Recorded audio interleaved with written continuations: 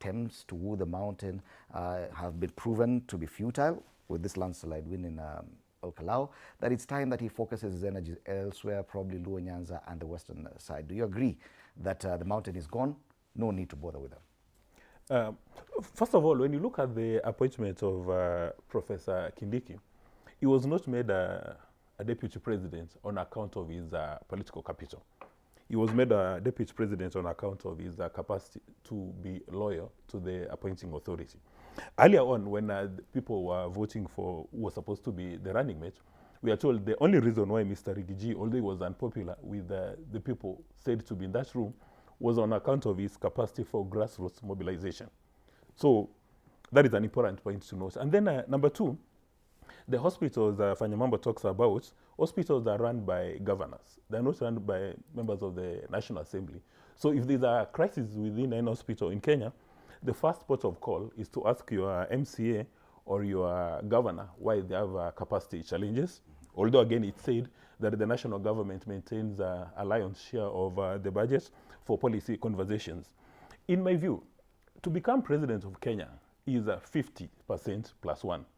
So anybody who is advising President Ruto to ignore the mountain is giving voodoo advice, because there is no way you are going to run for office in Kenya and you ignore a certain part of Kenya. That is voodoo logic, and maybe that explains why they are shedding tears today. You cannot afford to ignore any part of Kenya.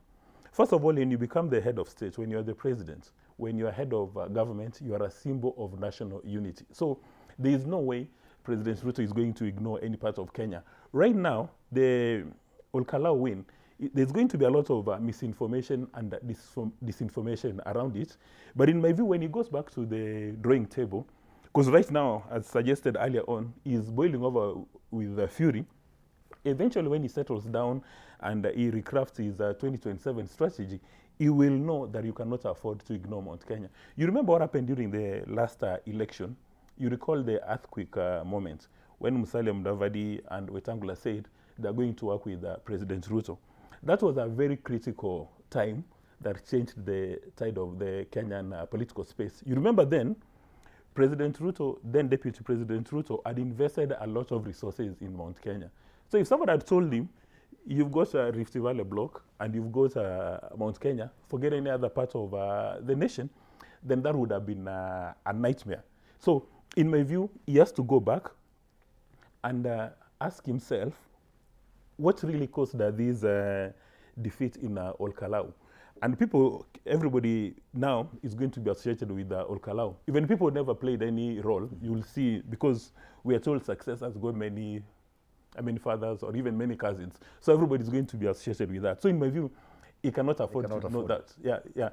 And then number two, we must start looking at political parties, because from what is happening in social media, if we are not careful in Kenya, we are going to create cults and ask ourselves whether these political parties, in fact, are they national political parties? Because we have about, on my last count, we have about 90 political parties. We must establish whether people are loyal to political parties or whether people are loyal to personalities who are running political parties. And if they're loyal to personalities who are running political parties, are these powerful politicians like Mr. Rigathi Gachagua, are his personal selfish interest aligned with our national interest as a nation? That is important. That is a very key pillar for democracy, because from what people have been talking about, and even Mr. Rigathi Gachagua's his personal pronouncement is, he wants to use next year's general elections to settle personal scores with President Ruto. So as a nation, we must ask ourselves, are we going to allow leaders to use elections to settle personal scores, or we are going to a market of ideas? Right now, when you look at people who are doing this political sampling and political analysis, it appears like next year we are going for a tribal census. How many people from the mountain can you bring to the table? Mm-hmm. How many people from Rift Valley can you bring to the table? So what happens to marginalized communities like where I come from, Kisii? I mean, Kisii, we do not qualify to be in the top 5. So how do we feel?